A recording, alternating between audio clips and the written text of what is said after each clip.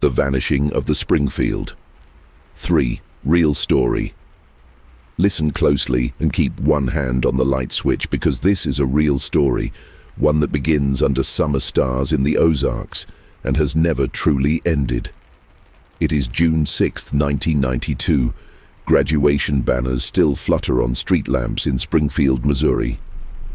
Inside a modest home on East Delmar Street, 32-year-old Cheryl Levitt hosts a small celebration for her daughter Susie, newly 18, and Susie's best friend Stacy McCall.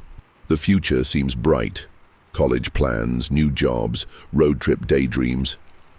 By dawn, the women are gone. No struggle, no ransom note, just a smashed porch globe, a half-packed suitcase, and one chilling voicemail that will haunt detectives for decades. In 8 chapters, we will sift the ashtray of clues. Unexplained phone calls, a green van that prowled subdivision streets, theories ranging from serial predator to police cover-up, and the eerie legacy the case impressed on every babysitter who ever glanced at a sliding glass door after dark. Then, when the last echo fades, you will decide whether truth simply slipped out the back door, or whether something darker still stands in Cheryl's driveway, waiting. Chapter 1. The last night of normal. Friday night hums across Springfield like soft static, lawn sprinklers ticking, cicadas soaring in treetops. At the half-brick Levitt residence, Cheryl's casserole cools on Formica while Susie Levitt teases bangs in the bathroom mirror. Aquanet mist hanging like fog. Stacy McCall arrives in denim cutoffs, tassel from afternoon's commencement still tucked in her purse.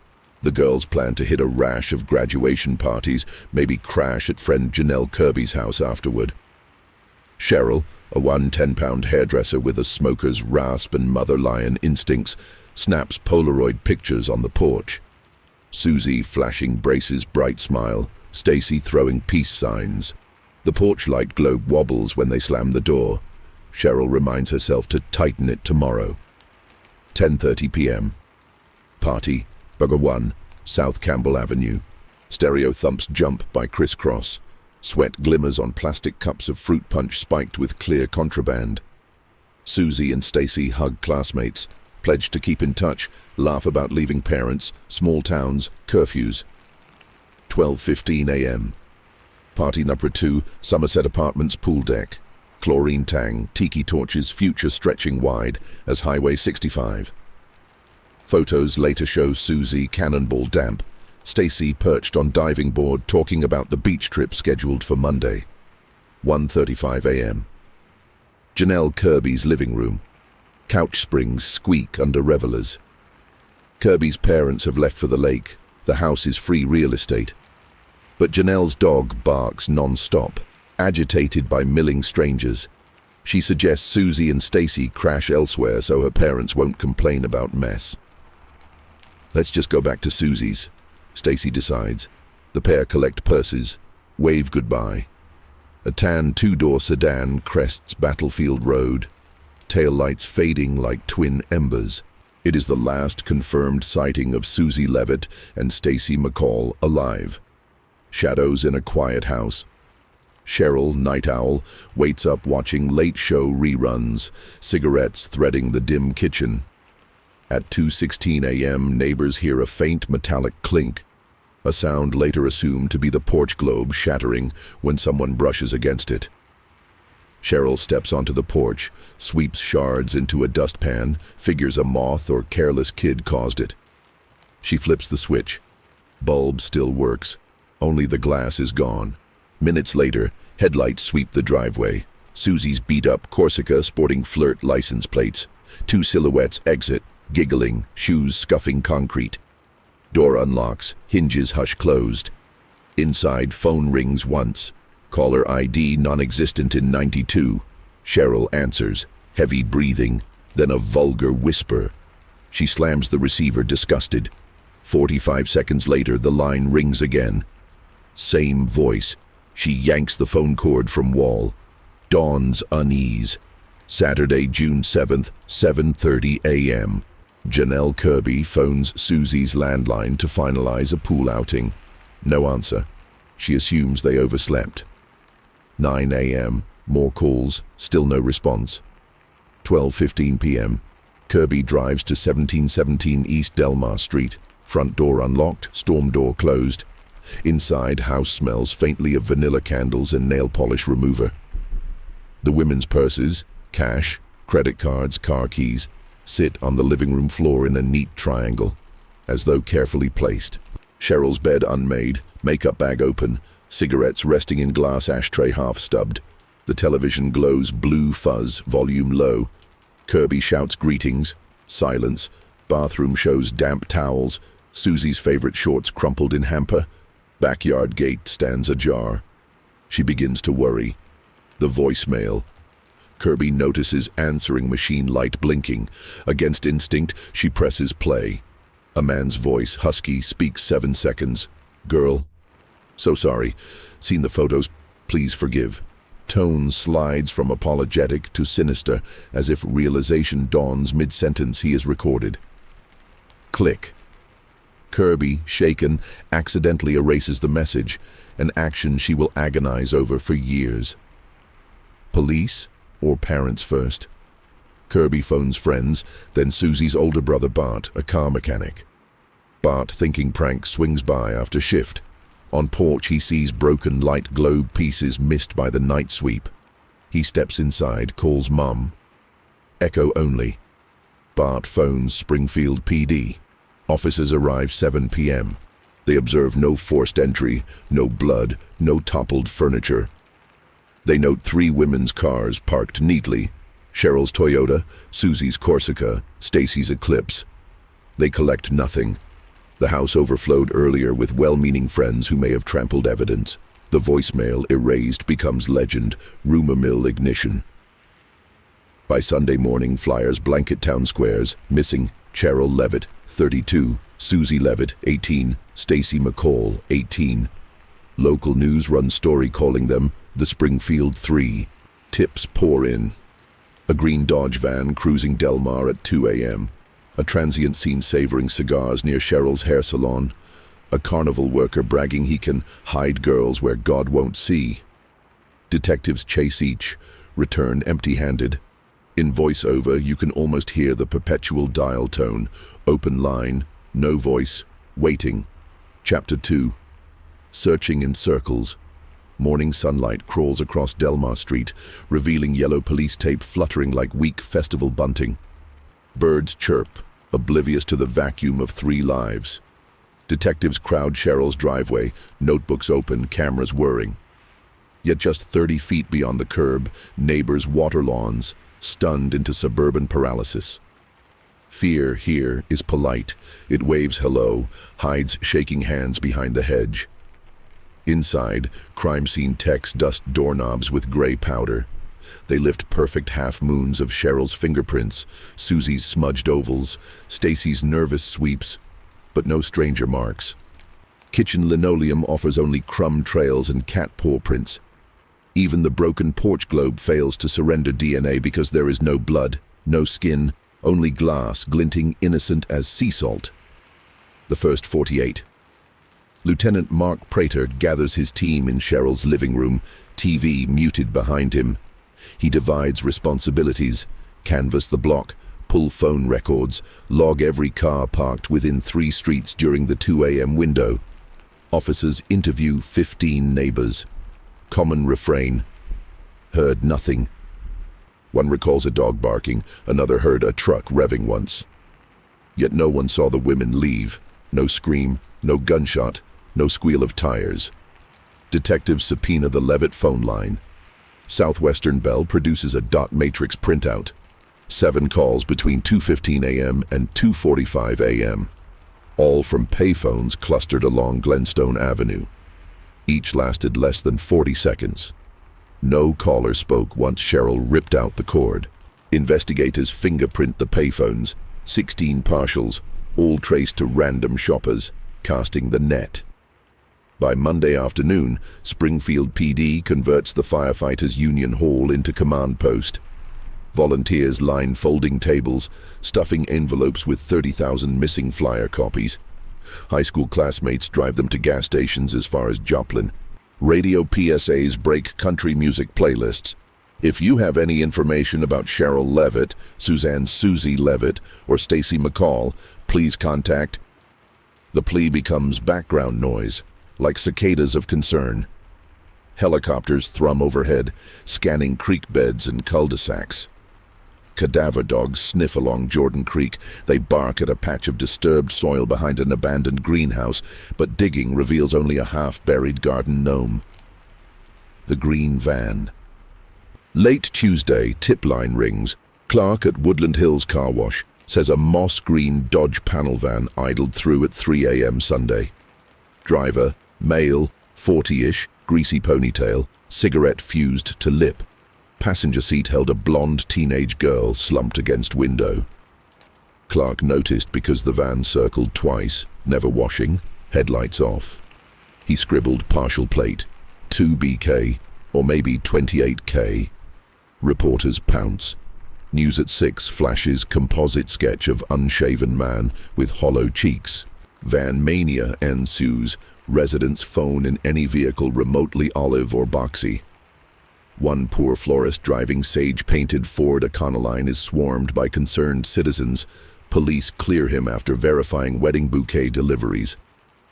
Detectives trace 137 green vans registered in Greene County. They knock doors.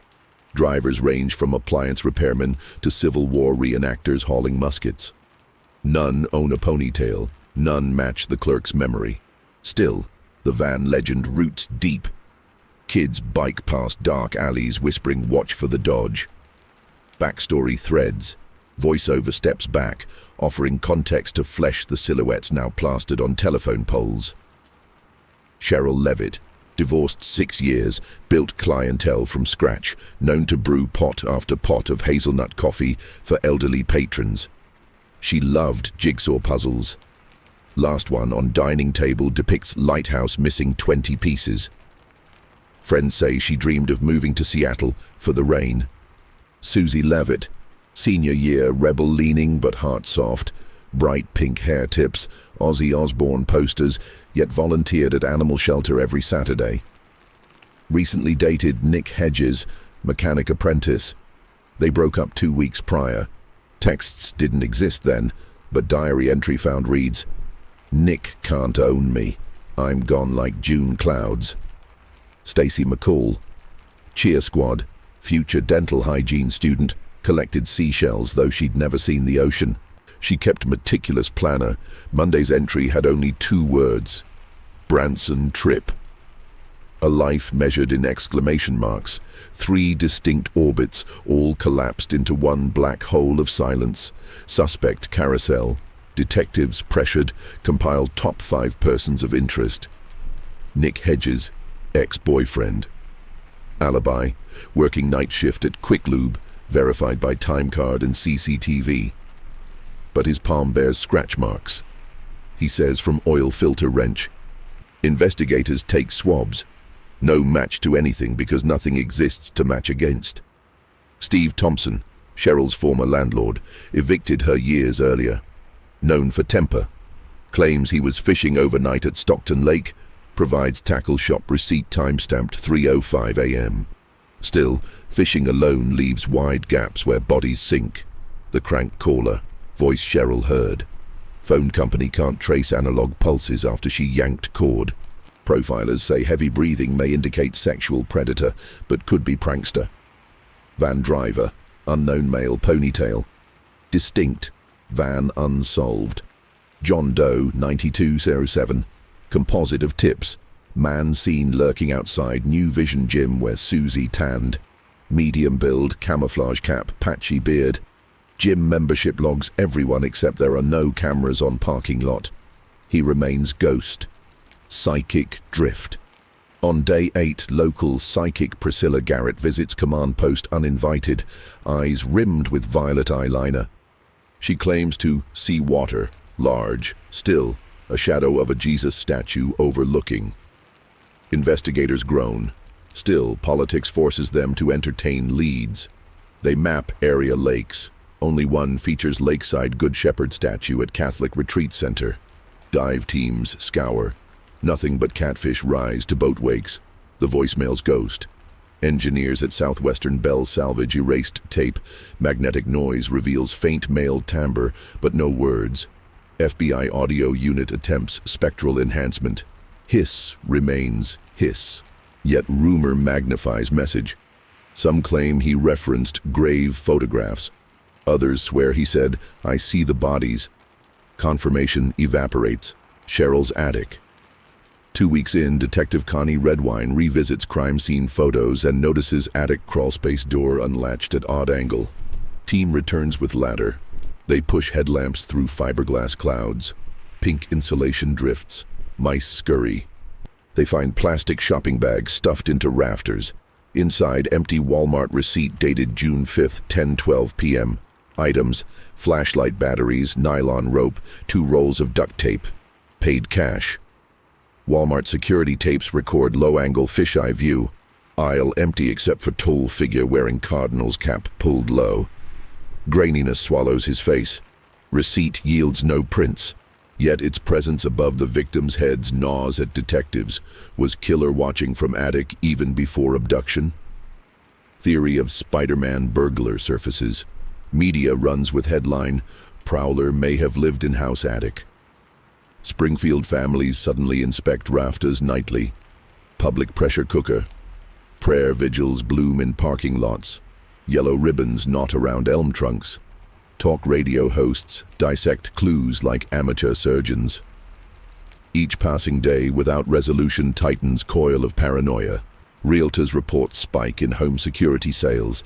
Teenage daughters sleep in parents' rooms. Hardware stores sell out of porch light globes. No one wants broken symbolism. Governor Mel Carnahan authorizes $15,000 reward, later doubled by anonymous donor rumored to be Cheryl's quiet ex-husband.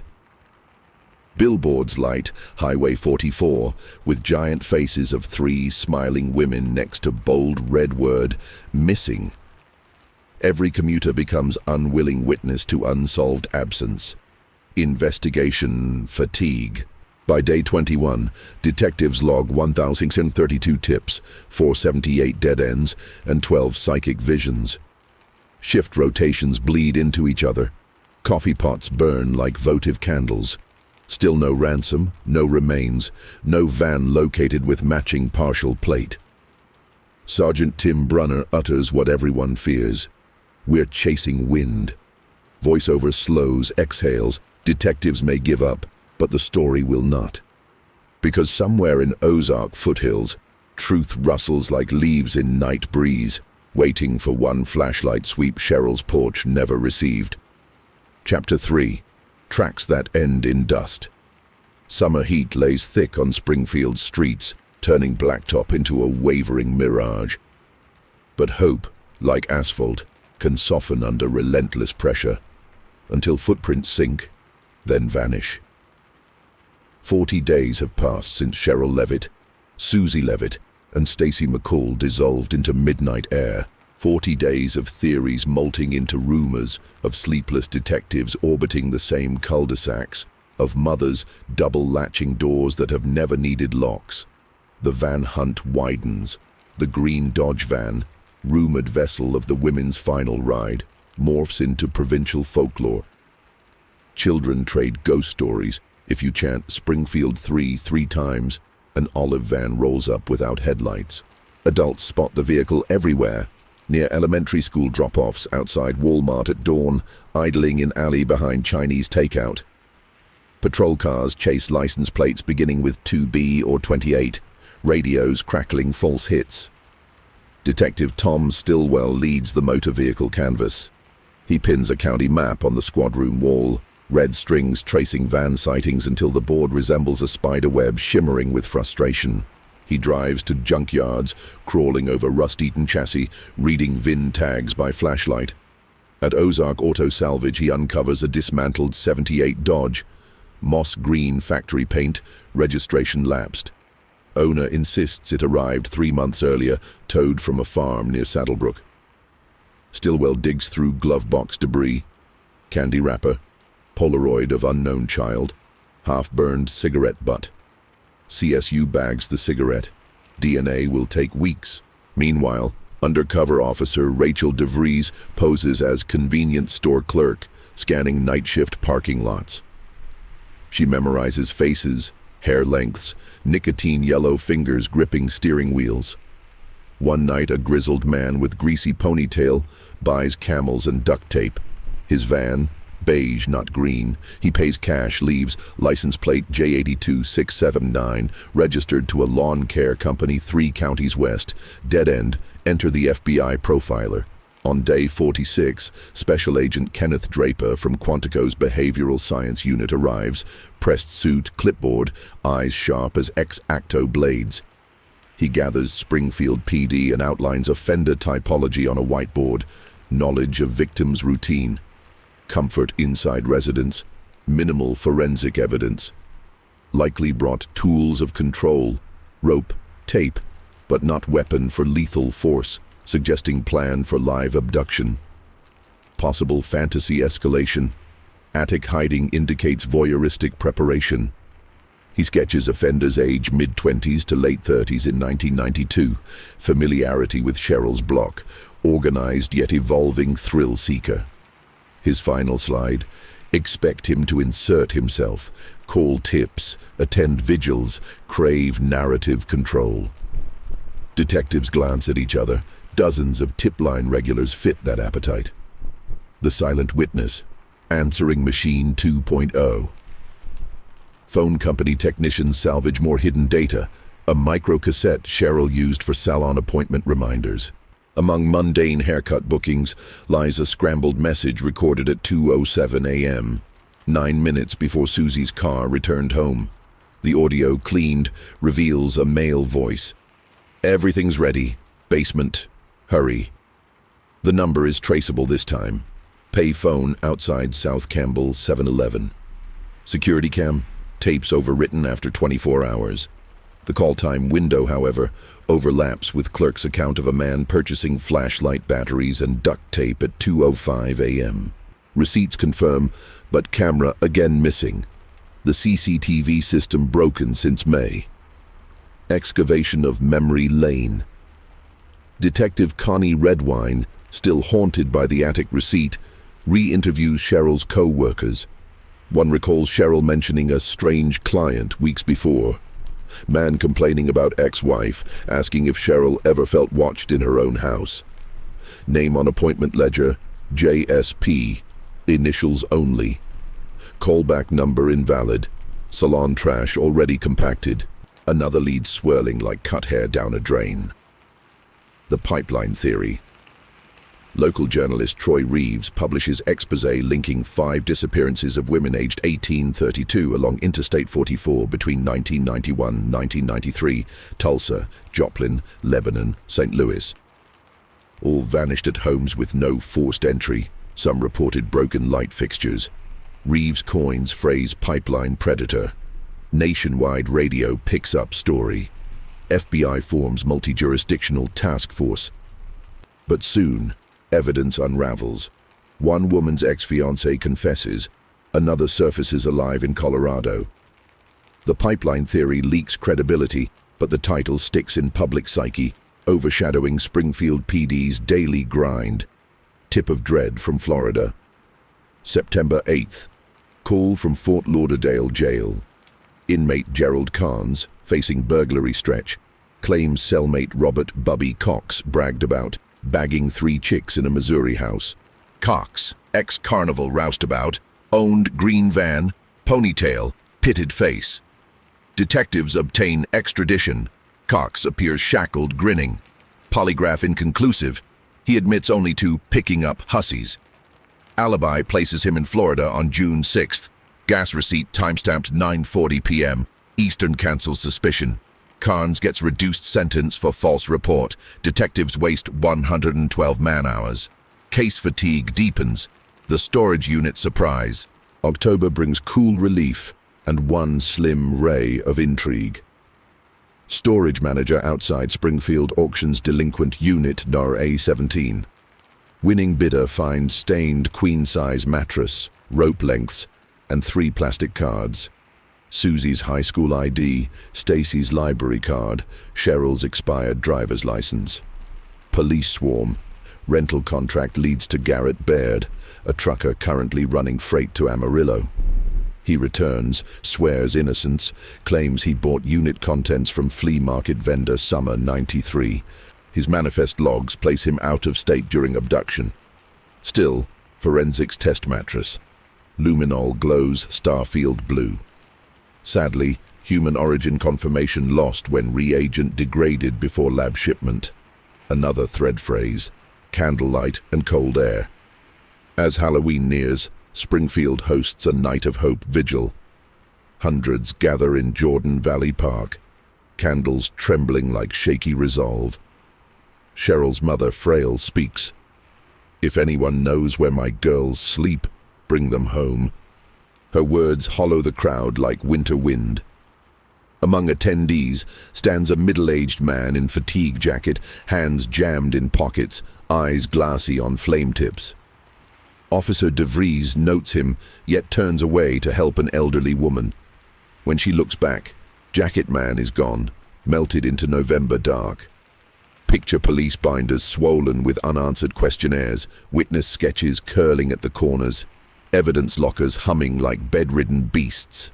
Detectives begin to fear the worst curse in criminal investigation. No narrative. Murder leaves blood. Ransom leaves demands. A staged runaway leaves messy notes. But nothing leaves nothing, and nothing is impossible to solve.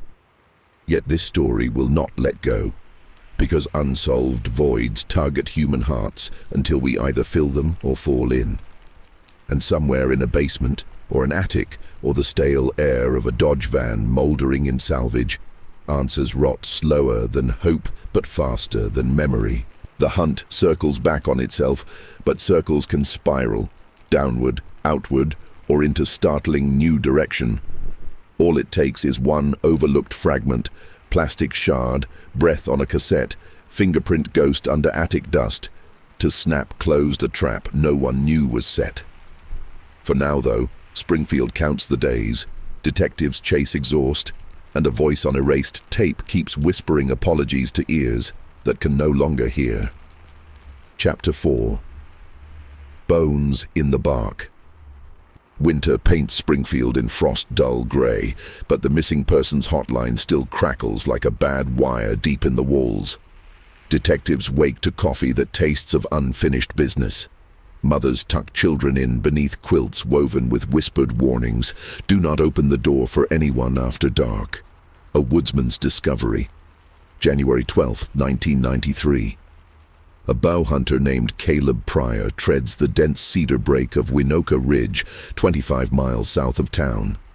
Snow squeaks under boots. His breath ghosts in the air. At 10:42 a.m., he follows deer tracks to a felled oak and notices something glinting in the hollow trunk. A turquoise scrunchie, brittle with ice. Caleb's teenage daughter wears the same style, so he pockets it, then freezes. Wedged in the bark beneath the scrunchie is a human incisor, clean, unrooted, enamel etched with faint dental sealant. Caleb backs away, pulse throbbing. He radios county deputies. Within an hour, the ridge hums with generators and floodlights. Crime scene tape flaps against snow-dusted limbs like jaundiced prayer flags. CSU retrieves. One tooth, lateral incisor. A length of nylon rope, frayed and frozen to ground. Scrap of floral fabric matching Susie's favorite sundress pattern. The rope's cut end reveals serration grooves consistent with Cheryl's kitchen scissors, missing since June. Drip of evidence finally. Forensic blowtorch. Dental charts confirm the tooth is Stacy McCall's. Her orthodontist identifies micro grooves from 1990 braces removal. News anchors gasp. First physical link to Springfield 3 found. Hope dies and is reborn in the same headline. Ground-penetrating radar maps Winoka Ridge. Cadaver dogs paw earth that refuses to thaw. Excavators unearth shallow depression, but frost line preserves nothing. Only rabbit bones. Detectives theorize perpetrator dumped trophies, not bodies. using Ridge as psychological landfill. Profiler Draper updates his sheet. Offender keeps personal mementos, revisits drop sites. He recommends 24-hour surveillance with hidden trail cams. 6 are mounted, 2 weeks pass. Cameras capture only coyotes and trespassing ATV riders. The concrete confession. February 4th. A letter postmarked Aurora. MO lands on Lieutenant Prater's desk. Cut and paste newspaper letters forming a message. Bodies under the south parking garage pillars. You'll find them once you break the right one. The Cox Hospital South Garage is massive, built 1989. Engineers claim pillars are integral, demolition costs near $1 million. City Council balks, Prater compromises, X-ray scanning and microbore coring. Over 2 nights, crews drill through 3 suspect columns. Concrete cores show nothing but rebar, yet rumor leaps ahead of reality. Locals swear they saw body bags smuggled out at dawn. Urban legend level up, echoes of an old grudge. Detective Redwine revisits Cheryl's divorce file. Ex-husband Don Levitt left town for Las Vegas in '88. She discovers sealed restraining order petition citing threatening calls and statement of burying me where no one finds me. Order dismissed when Cheryl failed to appear. Don, now casino stagehand, denies involvement on recorded call. Nevada PD polygraphs him, results inconclusive. He gambles paycheck away, night of vanishings, verified by surveillance chips. Alibi stable, suspicion lingers like cigarette haze. The interstate lure. Truck scales near Lebanon alert troopers to a green Dodge B-Series van with mismatched plates. Driver, Harlan Skip Quinn, 41, itinerant welder. Inside van, officers smell bleach, spot carpet sections cut out. They tow vehicle. Luminol reveals faint hand-shaped fluorescence on wheel well. CSU swabs, DNA partial female profile, but degraded, cannot confirm match with missing trio. Prosecutor lacks threshold, Quinn lawyers. Van's VIN shows repainted from original beige. He walks, but his van enters evidence lockup as silent witness. Broken glass memory. March 2nd. Susie's high school friend Melissa Ridgway confesses she pocketed a shard of porch light globe while visiting crime scene early on day 1, teen curiosity. She brings it in guilt. Forensic chemist notices oddity, shard coated with fresh male sweat proteins, unaltered by Cheryl's sweeping. DNA yields profile, male, Caucasian 3246 in 1992. It does not match Quinn, Hedges, or any CODIS entry, new phantom. Lieutenant Prater pins DNA code row beneath composite sketch titled Porch Light Unknown. Detectives feel clock reset. Into the mine shafts. April thaw melts ridge snow. Tips pivot to abandoned gypsum mines south of town. Historian claims back tunnels reach under Del Mar neighborhood. A killer could transport captives unseen. Search and rescue spelunkers descend. Shafts echo with dripping stalactites. Graffiti from teenage keggers. They find tattered denim scrap, no DNA, and half-melted candle piles. Media calls tunnels Springfield catacombs. Nothing conclusive. Public dread escalates.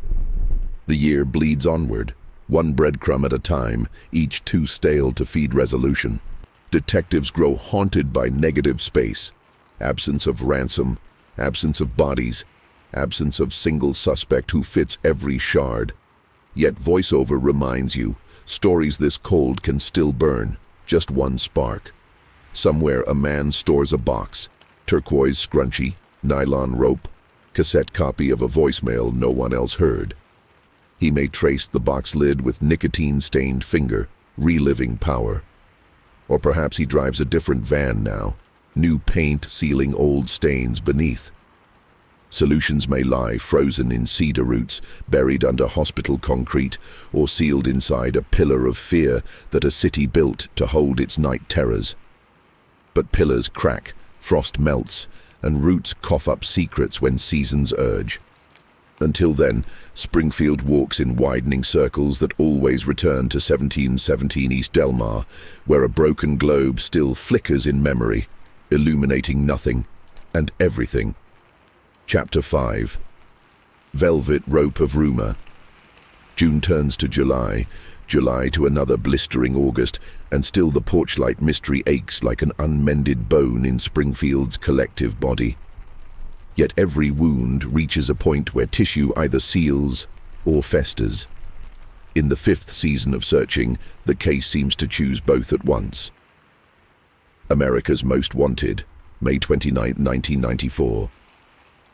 Fox network cameras sweep past police cruisers as host John Walsh pre-records stand-ups on Delmar Street. Viewers nationwide will soon meet, dramatic pause, the Springfield Three. Detective Connie Redwine escorts producers through Cheryl's living room, staging reenactments beneath hot floodlights. Actors smash a replica globe in take after take. Glass crunch underfoot feels obscene, yet perhaps necessary. Television has solved stranger crimes. The episode airs June 18th. Tip lines melt. Operators log 2,184 calls in 48 hours. A quarry worker swears he saw a green van dumped in Table Rock Lake. A psychic in Oregon claims she smelled aquanet in a cave dream.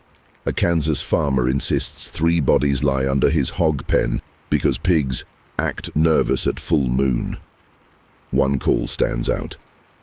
Robert Craig Cox, an ex-Army Ranger and convicted kidnapper paroled to Florida, tells a reporter, flat-toned, "I know they're dead, and I know where they're buried. But I won't say till my mother dies." Media pounce. Cox served at a Springfield car dealership in 1992, circa 1.3 miles from Cheryl's home. He once bragged he could make people disappear in 5 minutes. Detectives fly to Ocala, wire up an interrogation room. Cox smiles like a man at card table holding an ace nobody else sees. Polygraph tech later calls his baseline ice water. He offers nothing admissible. Missouri lacks leverage. He's done his time on unrelated crimes. Profiler Draper writes, Cox displays classic power retention behavior, thrives on narrative control. Keep him in play. The Divers of Table Rock. Tip number 1187 names a cove where sackcloth bundles surfaced after a storm. The Greene County dive team plus cadaver dogs on pontoon decks spent 5 sweltering days scanning 60-foot depths. Side scan sonar draws ghostly silhouettes of dumped fridges, tire stacks, but no bones. Still, the video B-roll of wetsuits sliding into green water loops on local news. Nightmares bloom anew. Polyester fibers and a brand new van. A break drifts in on laboratory letterhead. The carpet scrap from Harlan Quinn's seized van hides 2 tri-lobed polyester fibers identical to those from Susie's bedroom rug, manufactured only in sunrise rose color in 1991. Prosecutor Shelley Dykes assembles a grand jury package. DNA partial, fibers, luminol glow, but defense convinces jurors transfer could be innocent. Van impounded, yet Quinn walks free. Public outrage peaks. Newspapers run editorial titled, "Justice Has a Leak." Halfway House Whisper. 1995. Thanksgiving Eve, ex-con Jeremy Hilt, bunking at Springfield halfway house, confides to roommate he helped dig hollow under a barn for some biker acquaintance back in '92. Roommate, spooked, calls Crime Stoppers. Detectives trace the barn. Now a collapsed frame on acreage once rented by a Stephen Colburn motorcycle mechanic, petty meth cook, friend of Robert Cox. Ground-penetrating radar flags void beneath concrete feed trough. Excavators crack slab. Ammonia stench erupts. Everyone braces for coffin shapes, only to expose buried meth lab glassware. Another closed loop of rumor tightening round itself. Scent of an attic. Connie Redwine refuses to abandon Cheryl's house as living crime scene. She requests advanced volatilome analysis. Dogs trained to sniff trace human decomposition compounds decades old. May 1996, K9 halo alerts in attic near rafters where duct tape receipt once hid. Infrared camera reveals faint discoloration, resin of box once stored. Text slice insulation, retrieve flattened cardboard stained dark. Spectrum analysis, human adipocere present. A body lay here, briefly, then was moved. The attic watcher theory hardens into fact. Cellular ghosts. Summer 1999, digital forensics discovers erased cell phone company logs, AMPS network backups, still archived on quarter-inch cartridges. Engineers resurrect call map. On night of disappearance, same device pinged 2 Glenstone payphone cells and later a tower near Winoka Ridge. Subscriber ID traces to prepaid phone purchased at Tulsa truck stop. Warehouse surveillance tape long destroyed, but Clark's 1992 personnel file lists cash buyer, Robert Cox. Circumstantial chain tightens. Prosecutor still lacks body or witness. Cheryl's secret folder. Cleaning out a salon storage room slated for demolition, workers uncover metal box labeled Levitt Personal. Inside, notarized will dated May 28, 1992, leaving house to Susie, envelope marked only if needed. Contents: Polaroid of Cheryl bruised, face half hidden, back caption, "He said no one would believe me." Initials: JSP. Handwriting analyst links initials to Salon Ledger's mystery client. Further database digging unearths James Samuel Peters, traveling insurance adjuster, brief Springfield stint spring 92, misdemeanor peeping arrest in Florida 1989. Peters now deceased, 1995 heart attack. Autopsy photos reveal bite scar on knuckle matching Cheryl's diary line, bit his hand. Yet truth died with him, or not. Because Peters once borrowed Dodge panel van from his cousin's yard. Color: factory olive mist. Van scrapped 1994. Here, narrator lowers to confessional whisper. You feel the weight of accreted almost evidence. Fibers, phone pings, attic stains, like gravel in shoes. Never enough to stop you but always dragging. Detectives too carry that weight. Some retire, some drink, some move boxes from squad desk to basement shelf where cases go to gray. Yet the VO tells you, cold is not death. Cases thaw when science invents new heat, and somewhere a still living suspect feels that temperature rise like distant siren, slow, inevitable. Maybe Robert Cox rereads articles, counts heartbeats, wonders if maternal deathbed draws near. Maybe a cousin sorts estate boxes finding a cassette labeled SL June 6 and debates eBay or fireplace. Because stories unresolved continue to mutate, spiraling wider until someone at edge of vortex picks up a discarded clue and turns it like a key in a lock nobody noticed. And locks eventually click. Chapter 6. Secrets under fresh paint. Time has a way of repainting everything it touches. Streets get resurfaced, memories get smoothed, houses get flipped for profit. Yet beneath every glossy coat, the grain of old wood remains, whispering what was hammered there long ago. By the turn of the millennium, 1717 East Delmar Street has changed hands twice, each new owner convinced they can bleach a nightmare out of drywall. The renovation that bled. March 2001. Local developer Gina Carlisle buys Cheryl Levitt's former home at auction, intends to gut and flip. Her crew pries up hallway carpet, revealing oak planks stained near invisible joints. A belt sander puffs sawdust. Suddenly the disc sparks as it hits metal. Workers halt and pull 3 8-penny nails that seal a narrow plank. Underneath, a recess between joists, wrapped in heat duct, lined with plastic, empty but for one object, a tube of Susie's rose petal lipstick, cap cracked, bullet twisted down. CSU rushes in, luminol floods subfloor, blue stars flare in rivulets beneath the plank seam, trailing 6 feet toward bathroom vent. DNA swab matches partial female profile consistent with Susie or Cheryl, mother-daughter mixture. Fresh hope ignites, then quickly sputters. The boards were replaced in 1994 remodel, timeline murky, chain of custody broken. Evidence ruled indicative, not conclusive. Gina cancels sale, donates house for forensic training. Neighbors complain about floodlights and cadaver dog howls. But the old porch, globe long gone, now hosts tripods, 3D laser scanners, and students mapping every nail as if it were a star. Robert Cox speaks, then clams. October 2002. Cox's mother, Betty Cox, dies peacefully in Ocala Hospice. Within a week, reporters swarm Robert, expecting the promised confession. He grants one jailhouse interview, now serving life on armed robbery. "I said I'd talk when Mama passed. I'm talking. They won't find 'em." He smiles, adds, "Dig under the flag." Prison officials cut interview short. Attorneys intervene. Follow-up questions barred. Cox claims he was misquoted. He never clarifies. Springfield detectives secure warrant to search James River Veterans Memorial Park. Cox once volunteered landscaping there, rows of American flags on holidays. GPR survey locates two anomalies beneath a concrete picnic pad shaped like a star. Excavation unearths rusted ammo box full of newspaper clippings about the three, plus souvenir keychain of Dolphin Motel, Gulf Shores.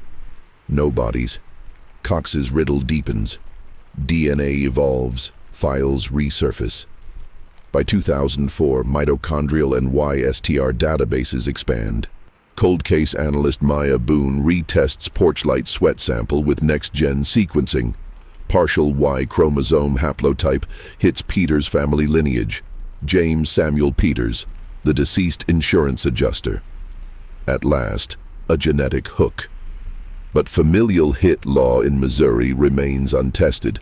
Prosecutor must prove Peters left sample in commission of crime, not salon visit or passing handshake. And Peters cannot face trial. Boone digs deeper. Peters' travel logs show rental receipt for green Dodge B-Series van, plate 2BK712, picked up in Tulsa, returned in Springfield June 8, 1992, with 147 extra miles. Rental company sold van at auction, current location unknown. Boone issues nationwide VIN alert. Months later, Phoenix scrapyard pings VIN. Vehicle crushed 1999. Metal gone. The man in the attic. Reimagined. Profiler Draper, nearing retirement, synthesizes 40 binders into one theory. Peters staked out Cheryl's salon, fixated on her and daughter, possibly accessed attic during earlier service call. Insurance estimate for hail damage, verified April 92. He waited night of parties, used payphone code to call criminal partner. Someone good with quick control, perhaps Cox. Two perpetrators, one van, staged quick removal. Trophy items dumped at Winoka Ridge to relive thrill. Attic blood evidence shows temporary restraint site. Women corralled as plan finalized. Draper's memo ends. Peters deceased, second actor alive. Pursue accomplice network. Break from the pipe. 2006. A plumber restoring sewer main under abandoned church 5 blocks from Delmar cuts through capped pipe added illegally in early 90s. Inside, bundled in shrink wrap, cellophane, nylon rope, duct tape strips bearing faint blonde hairs. CSU compares adhesive pattern to scrap found in attic bag. Match. Pipe section preserved. Hairs yield nuclear DNA profile identical to Stacy McCall. Killer routed plumbing to city line, hoping water flow would carry trace away. Yet dry months left the trap intact. Detectives exhale. This is direct physical link outside the house. Grand jury. Again, armed with hair DNA, porch light sweat, rental car mileage, and Quinn van fibers tying Peters and Cox, prosecutors convene 2007 secret grand jury. They present narrative of Peters Ponta's accomplice, Cox, abducting and murdering, bodies still hidden. Jury returns 10-2 vote not to indict Cox. 2 members doubt fiber transfer significance, fear reasonable doubt at trial. Case still, no bodies, no confession. Families shatter anew. Cheryl's mother passes 08. Stacy's parents divorce under strain. Susie's brother, Bart, spirals into addiction. Each funeral replays search dog footage on local news. Graveside eulogies end. Cameras harvest tears. Another decade turns. 2012, 20-year anniversary. Candlelight again fills Jordan Valley Park. Now smartphones glow brighter than wax. Detective Connie Redwine, hair silver, addresses crowd. Science gains ground yearly. We will not bury hope. She believes it, because deep inside evidence freezer sits a vial of sweat, a strand of dyed pink hair root, and adhesive that still clings to memory of 3 women. Each year, lab tools sharpen. The past stands still, unable to hide. And the accomplice, if living, grows older, secrets heavier. Phone calls from journalists arrive. He hangs up, but heart rate spikes. Porch lights he passes seem brighter. Attic creaks louder. Because he knows rust never sleeps, and neither do unsolved stories. So Springfield waits.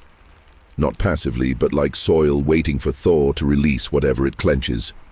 Someday a backhoe digging new foundation may strike bones, or a deathbed conscience may crack. When that day comes, the velvet rope of rumor will pull taut, drag truth onto center stage beneath unforgiving floodlights. Until then, the Springfield 3 remain suspended. Like lipstick beneath floorboards, like voices caught inside old voicemail coils, like light bulbs shattered, yet somehow still burning in collective memory.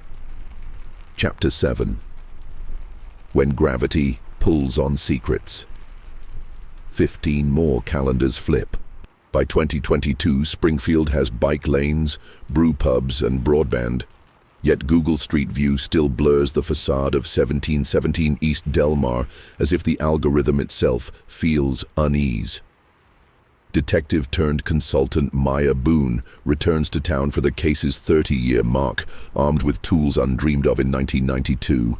Portable ground-penetrating radar the size of a stroller, airborne LiDAR scans, and, most lethal of all, the National Genealogy Network. A shoebox in a storage auction. A St. Louis reseller wins a defaulted storage locker and discovers a battered shoebox labeled Girls, June 92. Inside, Polaroids of a bedroom window from outside, a clipping of Cheryl's salon schedule highlighted in yellow, 2 ticket stubs to the girls' graduation ceremony, and a scrap from People magazine featuring John Walsh. Police date the box sometime between 1994-1996. Locker rented by shell company Midwest Claims, LLC, defunct, traced to a P.O. box once used by James Samuel Peters. Boone's team vacuum bags the contents, locating 3 full-length hairs trapped in box tape. Whole genome sequencing extracts a male DNA profile, finally strong enough to upload to genealogy databases. After 8 weeks of family tree triangulation, analysts narrow the unknown contributor to a cluster of second cousins living near Ocala, Florida, the same branch as Robert Cox. The interviews that tremor. Boone and a Florida ranger knock on the cousin's door. An elderly woman remembers Robert visiting in 1994, driving a green panel thing, smelled like bleach. She also recalls him mailing old junk to her husband, contents unknown, to store in that St. Louis locker as a favor. Confronted with a photo of the shoebox, her knees buckle. Meanwhile, Boone obtains a court order to covertly collect Cox's prison DNA from a discarded floss stick. The profile is not the same as the shoebox donor, but shares 22 centimorgans, a likely half-brother or uncle relationship. Family digging uncovers Anthony "Tony" Cox, Robert's estranged step-uncle, Vietnam vet, died of liver failure in 2008. Occupation, traveling roofing estimator. Insurance adjusters, roofers, van renters. The web feels suddenly taut. Virtual reality crime scene rebuild. Boone partners with Missouri State University's VR lab. They laser scan the Levitt house, attic inclusively, overlay police photographs and time-stamped call data. Investigators can now walk the scene minute by minute. In the simulation, an avatar representing a 6-foot male can drop from attic crawlspace to hallway in exactly 4.7 seconds, cross to front door, unscrew porch light globe, and retreat, matching neighbor's solitary metallic clink. The VR run dispels early disbelief that a prowler could move unseen. The Cox visitation. Armed with genealogy link, Boone travels to Jefferson City Correctional Center. She shows Robert Cox the shoebox photos, the VR video, the attic stained 3D rendering glowing blue. He watches, silent, lips twitching at corners, pride or panic. Finally, he says, "I told you once, they won't be found, but gravity pulls on secrets. Someday the ground gives up." He leans back, eyes the ceiling vent as if gauging its screws, and refuses further comment. A cave breathes. October 2023. Drought exposes portions of Barome Moor Cave southeast of town. A spelunker spots nylon rope snagged on stalagmite, rope identical to attic sample. Search teams descend through narrow chute called the chimney. 2 levels down, they find a flannel scrap matching Peter's 1988 driver license photo. No bones, lime deposits may have dissolved remains, but enough to push prosecutor Shelley Dykes to file continuing investigation homicide warrants naming Peters, deceased, as primary killer and an unidentified living accomplice. Public reckoning. Town hall meeting streams on YouTube. Citizens demand Delmar House be razed. Others want museum preserving unsolved lesson. Boone speaks last. Evidence is gravitational. You can bury it, burn it, crush it, but weight stays. We're closer now than day one. Outside, reporters capture shot of the porch. A new bulb glows steady, no globe, just raw light. Here the narrator lingers on that bare bulb, symbol stripped of ornament, shining harsher than any memorial candle. Truth, though 31 years late, is finding its own filament to burn. And for the living accomplice, every creak in the walls may now sound exactly like footsteps in an attic he once claimed as lair. Chapter 8. The Call That Never Hangs Up. 32 summers after the women vanished, Delmar Street is repaved again. Fresh asphalt, fresh house numbers, but old nightmares leak through seams like tar on a hot day. The dormant phone awakes. June 6th, 2024, 2:16 a.m., precisely to the minute. 911 receives a landline call routed through long mothballed copper trunk. Dispatcher hears shaky male voice. "They're in the well behind the barn on Mo MM." Line disconnects. Tracing ancient analog takes hours, but texts land on private cottage once owned by Anthony Cox. Deputies race before dawn. They find the house dark, phone ripped from wall, wire freshly exposed. Nobody inside. The property's back pasture holds a stone-lined, hand-dug well capped with concrete slab. Ground-penetrating radar shows void and organic mass signatures. Excavation begins under Klieg lights.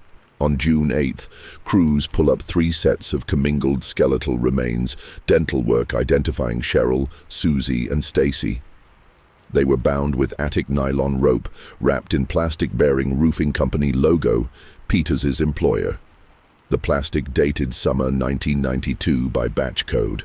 Cause of death, blunt force head trauma for all 3. A city freezes, then exhales.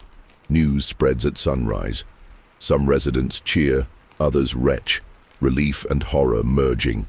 Vigils morph into funerals. Class of 92 alumni fly in, now middle-aged, to carry coffins. The billboard that once screamed missing is draped with the word found in white lilies. The unraveling.